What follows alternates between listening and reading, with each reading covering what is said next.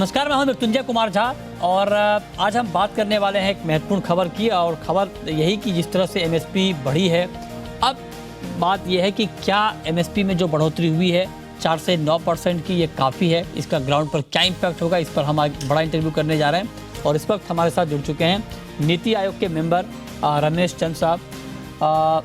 रमेश चंद जी, बहुत बहुत स्वागत है सर आपका जी बिजनेस पर। और मेरा पहला सवाल आपसे यही होगा कि 4 to 9% एमएसपी बढ़ाई गई है खरीफ क्रॉप की।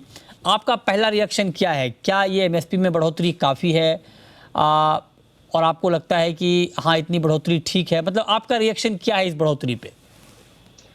देखिए, पहले तो ये बढ़ोतरी जो सरकार ने प्रॉमिस किया हुआ है कि जो एमएसपी है वो कॉस्ट से कम 50% हायर होगी, ये उसको सेटिस्फाई करती है।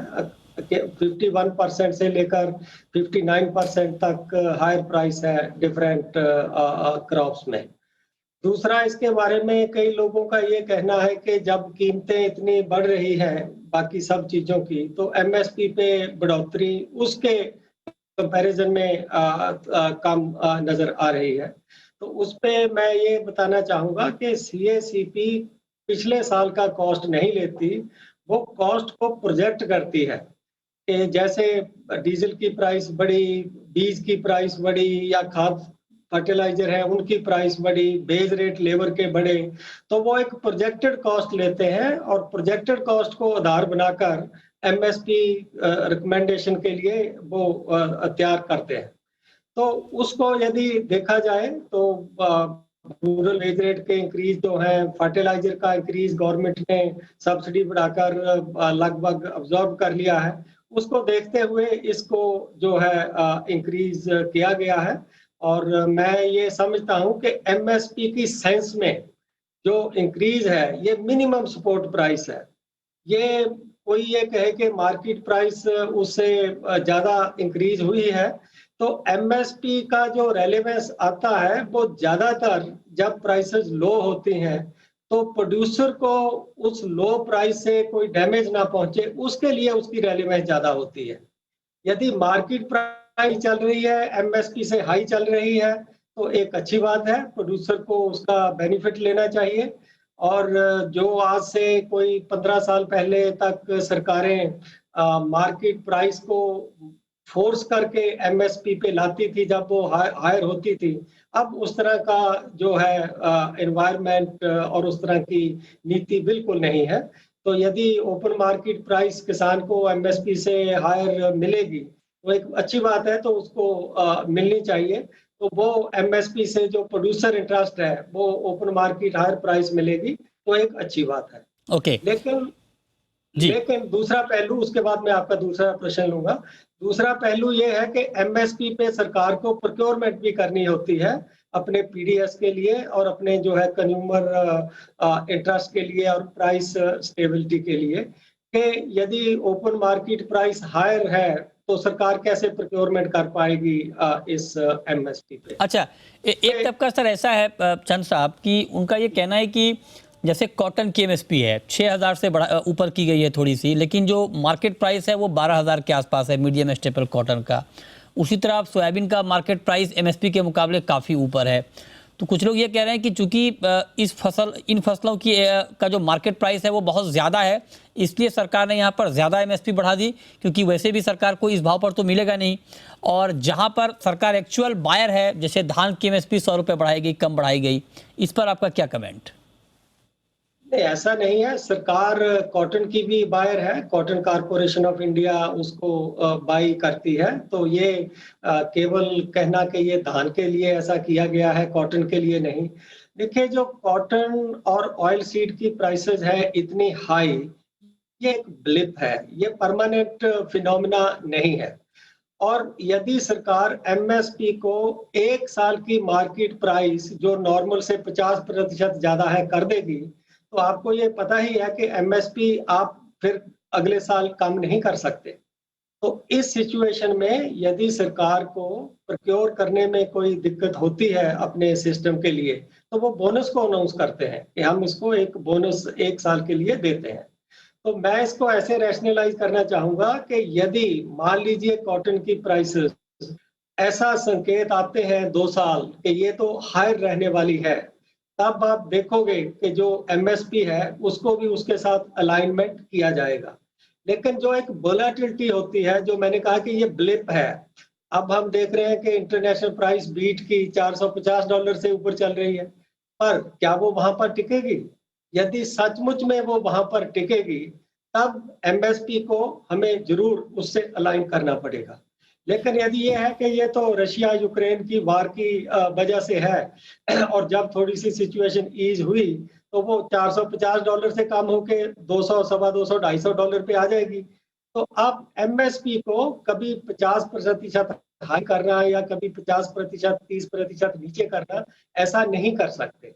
उसको एक स्टेबल ट्रेंड पे हम ले जाते हैं, उसको हम वोलेटिलिटी के हिसाब से ऊपर नीचे नहीं करते। नहीं कर सकते। अच्छा, एक सवाल सर आपसे और, मैं आपका कोट कहीं पढ़ रहा था अखबार में, आपने ये कहा है कि शार्प इंक्रीज एमएसपी में नहीं करना चाहिए ग्लोबल प्राइस को देखकर या जो मार्केट का प्राइस है उसको देखकर, क्योंकि जब वो दाम कम हो जाएंगे ग्लोबल प्राइस या डोमेस्टिक मार्केट का प्राइस, तब एमएसपी को कम करना आसान नहीं होगा, मुश्किल होगा। तो इसके पीछे आपका तर्क क्या है? मतलब शार्प इंक्रीज क्यों नहीं होना चाहिए? अगर मान लीजिए प्रोडक्शन का कॉस्ट बढ़ता है, लागत बढ़ती है, तो शार्प इंक्रीज क्यों नहीं होना चाहिए? यदि कॉस्ट बढ़ते हैं तो शार्प इंक्रीज डेफिनेटली होना चाहिए। मैंने ये नहीं कहा कि यदि कॉस्ट बढ़ते हैं तो इंक्रीज इन एमएसपी नहीं होना चाहिए।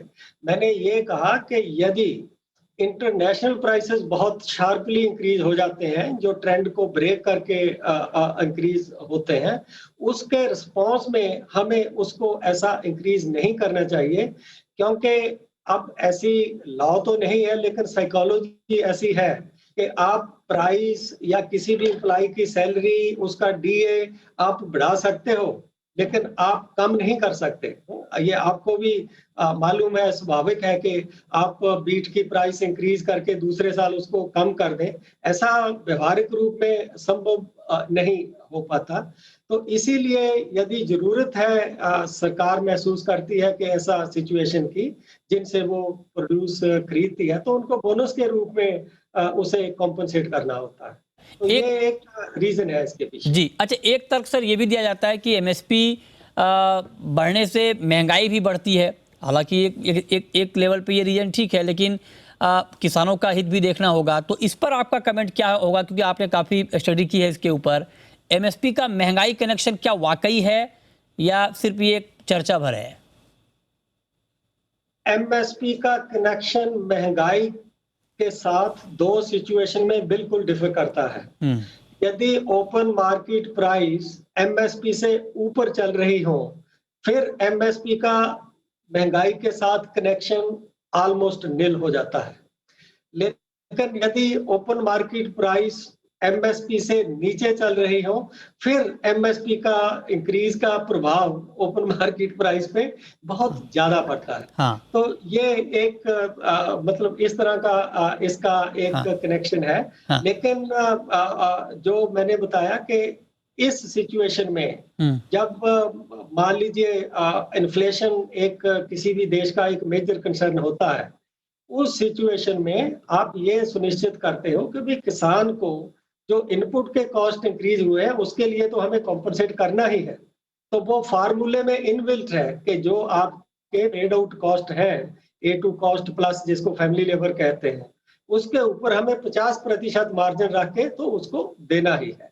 अच्छा, तो ये सवाल पूछने का मेरा मकसद आपसे ये था, मैं ये सवाल आपसे इस बार की एमएसपी हाइक के संदर्भ में पूछना चाह रहा था कि इस बार जो एमएसपी बढ़ी है, अब जरा इसको थोड़ा डिकोड करते हैं सर। जैसे तिलहन की एमएसपी है, सोयाबीन की एमएसपी है 4300 के आसपास है, लेकिन मार्केट प्राइस कहीं ज़्यादा है। बाकी तिलहन का भी मार्केट प्राइस एमएसपी के मुकाबले ज़्यादा है। कॉटन का जो मार्केट प्राइस है वो एमएसपी से ज़्यादा है। हाँ, दलहन का जो मार्केट प्राइस है वो किसी दलहन का एमएसपी से नीचे भी है, जैसे चने का, और बाकी दलहन का भी ऊपर नीचे, मतलब क्लोज टू एमएसपी है। तो क्या ये माना जाए कि इस बार की एमएसपी बढ़ोतरी से ऑयल की महंगाई नहीं बढ़ेगी, कॉटन की महंगाई नहीं बढ़ेगी, दालों की महंगाई बढ़ सकती है? बिल्कुल, जिस चीज की प्राइस एमएसपी से नीचे है उस पे थोड़ा सा प्रेशर डेफिनेटली आएगा, और जिनकी प्राइसेज उससे ऊपर है उससे इससे कोई प्रेशर नहीं आएगा। ये ऑब्वियस है कि थोड़ा सा उस पे इम्पैक्ट होता है, लेकिन फिर एमएसपी का एक पर्पस भी है कि उस इन्फ्लेशन को कूल डाउन करने के लिए, भाई आपने हाई प्राइस दी तो एक्सपेक्ट किया जाता है कि एरिया उस क्रॉप का एरिया रिस्पॉन्स सेट होगा, इसीलिए उसको जो है सोइंग से पहले प्राइस को अनाउंस करते हैं। उसकी प्रोडक्टिविटी एक बेटर होगी, तो वो जो मार्केट में प्राइस जो है उसको कूल करने की आवश्यकता जो है, वो आप एक हायर एमएसपी से हायर सप्लाई रिस्पॉन्स लेकर करते हैं। ठीक है, बहुत शुक्रिया रमेश चंद साहब आपका हमारे साथ इस खास चर्चा में जुड़ने के लिए और डिटेल में बताने के लिए कि एमएसपी की इस बढ़ोतरी का मतलब क्या है, क्या इम्पैक्ट इसका ग्राउंड के ऊपर होगा। बहुत शुक्रिया सर।